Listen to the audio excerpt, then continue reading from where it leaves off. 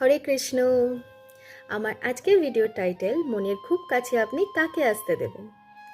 কোয়েশ্চেনটা খুব tough, confusing, কিন্তু আনসারটাও ভীষণ ইজি। সত্যি তো, মনের কাছে আপনি কাকে আসতে দেবেন?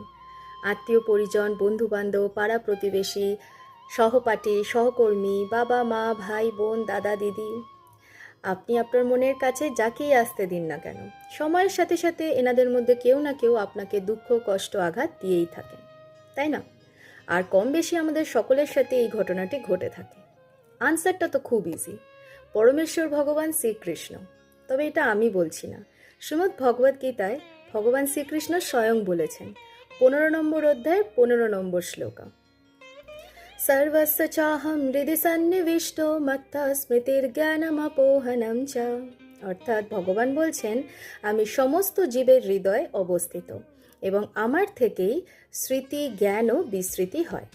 তো বুঝতেই পারছেন, ভগবান শ্রীকৃষ্ণই আপনার মনের সবচাইতে কাছের মানুষ, যিনি আপনাকে কখনো দুঃখ কষ্ট দেবেন না, আপনার পরম বন্ধু।